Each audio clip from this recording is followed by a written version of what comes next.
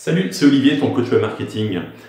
Cette semaine, je te propose un nouveau gros sac qui est vraiment sympa. C'est quelque chose qui te permet de vraiment augmenter ton nombre de leads et donc ton business. Moi, je l'ai installé chez un client que je coach, qui est entrepreneur, et ça lui a généré tout simplement 150 € de chiffre d'affaires mensuellement, donc c'est plutôt sympa. Toi, si tu es sérieux et que tu as envie de booster aussi ton business, installe-le aussi, c'est super simple. Je t'ai mis le lien directement que tu peux récupérer. Pour cela, tu cliques sur le lien en dessous, tu vas accéder à mon Messenger et tu vas donc récupérer le lien directement. Il y a tout ce qu'il faut, explication, c'est très simple. Voilà, écoute, profites-en. Bonne visualisation, tout simplement. Aujourd'hui, on va parler d'activation et je vais te présenter cela avec la méthode QQOQCCP qui signifie quoi, qui, où, quand, comment, combien, pourquoi. Tu vas vite comprendre pourquoi l'activation est indispensable dans n'importe quelle activité en ligne. Allez, on démarre par le quoi. C'est important de comprendre l'intérêt de l'activation. L'objectif premier est la transformation de statut de ton audience. Et pourquoi c'est important ? C'est important parce que le visiteur qui vient sur ton site, tu ne le connais pas. Tu n'as aucun moyen de le recontacter et ça, c'est un problème. Vu la quantité de sites aujourd'hui, la quantité d'informations, les internautes quittent rapidement les sites, aussi intéressants soient-ils. Et toi, ce que tu veux, c'est juste avoir la possibilité de recontacter ton visiteur, car il se peut très bien que ton offre l'intéresse, mais que sur le moment, ce visiteur n'est pas dans un processus d'achat. Ne pas être en phase d'achat à un instant T ne veut pas dire qu'il ne le sera pas plus tard. Or, si l'internaute quitte ton site et que tu n'as pas pris la peine de récupérer ses coordonnées, tu peux considérer cet internaute comme perdu. Maintenant, à qui ça s'adresse ? Ça s'adresse à n'importe quelle structure, que ce soit la vente de services ou de produits. Que tu sois blogueur, que tu fasses de l'affiliation, que tu fasses un site d'e-commerce ou que tu sois freelance et vends des prestations en B2B, il est très important que tu modifies le statut de tes visiteurs. Bien entendu, ça s'adresse à n'importe quelle taille de structure, de l'auto-entrepreneur jusqu'à la PME, voire même la multinationale. Je vois encore trop souvent de très grosses structures qui n'emploient pas l'activation de manière efficace. Je trouve ça vraiment dommage, car correctement utilisé, on obtient des taux de transformation qui s'envolent. Où est-ce que tu vas demander les informations ? Utilise le support, le média que tu utilises pour communiquer. Si tu es un blogueur, utilise ton blog. Si tu es un youtubeur, utilise YouTube. Si tu fais du B2B, tu peux associer LinkedIn avec un blog par exemple, voire même poster directement sur LinkedIn. Mais surtout, ne t'éparpille pas. Ça n'a aucun intérêt d'utiliser tous les réseaux sociaux et faire la course au compteur. Tu risques surtout de parasiter le message. Et puis rien de pire que de n'avoir que quelques followers sur un média ou réseau social que tu n'utilises pas. Si c'est le cas, ignore-le.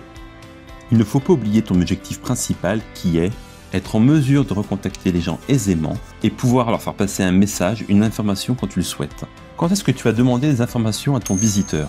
Le moment, c'est tout simplement quand tu as suscité suffisamment d'intérêt pour que l'internaute souhaite en savoir plus. À ce moment-là, donner son email, son nom, son téléphone, c'est plus un problème, car tu lui as apporté suffisamment de valeur pour qu'il ait confiance. Comme tu peux voir, il y a une approche psychologique importante.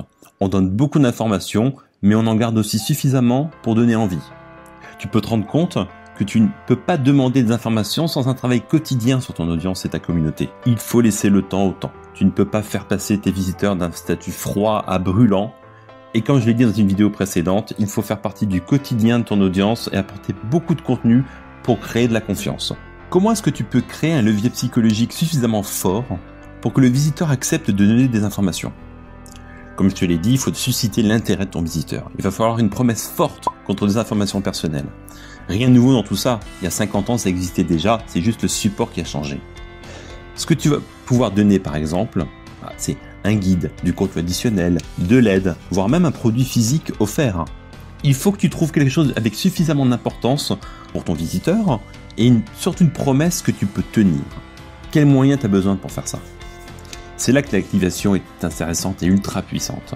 Outre le fait qu'il faudra bien entendu des systèmes pour récupérer les emails, tu n'as pas forcément besoin d'argent pour transformer tes visiteurs en prospects.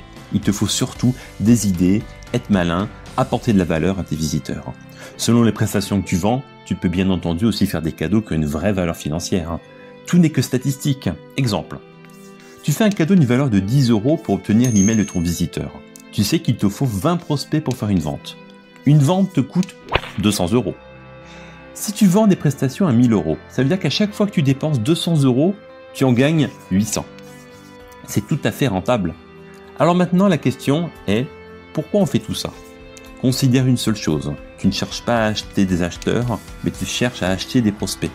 Simplement parce que, comme je l'ai dit précédemment dans une autre vidéo, il faut qu'une personne soit exposée 7 fois en moyenne à un message pour qu'elle passe à l'action.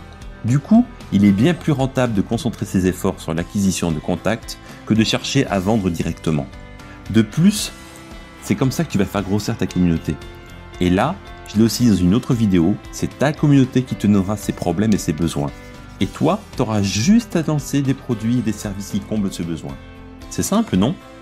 Et le gros hacking alors dans tout ça? Comme tu as pu voir, activer son audience est un processus complexe. On demande à un inconnu de se dévoiler, d'avoir confiance, puis donner ses informations personnelles. Et en 2018, c'est vraiment tout un sujet. Ce que je vais te donner va considérablement augmenter ton nombre de leads. Regarde dans la vie de tous les jours. Quand tu vas dans un restaurant, on dit le monde attire le monde. Et c'est vrai, s'il y a 2 restaurants, un est bondé, l'autre quasiment vide, tu vas aller où? Je suis sûr que tu vas être attiré par celui qui est plein. C'est psychologique. Pourquoi? Simplement parce que tu vas être rassuré. Sur Internet, c'est exactement pareil. Les gens ont besoin d'être rassurés et si ton site semble actif, dynamique, avec de nombreux visiteurs, l'internaute hésitera beaucoup moins à laisser son email. Mais comment créer cette dynamique? Simplement, montre l'activité de ton site. Un simple petit pop-up avec les informations des dernières personnes qui ont téléchargé ton guide va améliorer considérablement ton taux de conversion. Ça semble rien, premier abord, mais je peux te certifier que j'ai fait des tests AB et que cette petite pop-up augmente le nombre de leads de 37%. Alors, petite démonstration avec un client que je coach. Ce client a 1000 visiteurs par mois. Avant l'installation de la pop-up, il récupérait 150 emails mensuellement, environ 15% de ses visiteurs. Sa mailing list est plutôt bien gérée et il convertit à 10%, une centaine de ventes par mois. Cette petite pop-up lui a fait gagner environ 50 emails par mois en plus. 50 emails, c'est 5 nouveaux clients par mois. Son panier moyen est de 30 €. Donc cette petite pop-up lui fait gagner 150 € par mois. Et voici un tableau des gains que cette pop-up va te donner selon le nombre de visiteurs sur ton site. Alors tu vas me dire, mais comment je fais sur mon site, mon blog? Eh bien j'ai la réponse. J'ai développé pour toi un petit code JavaScript que tu vas juste à mettre sur ton site et qui va simuler cette activité. Pas mal, non? Et bien voilà, j'espère que cette vidéo t'a plu. Si tu as des questions, des commentaires, n'hésite pas. Si ça t'a plu, bien entendu, tu mets un petit like, ça fait toujours plaisir. Voilà, écoute, je t'invite à essayer ce petit gros sac. Je t'invite surtout à essayer tout ce qui a été dit dans cette vidéo, hein, parce que c'est essentiel dans n'importe quel business en ligne. Écoute, à la prochaine et bonne semaine.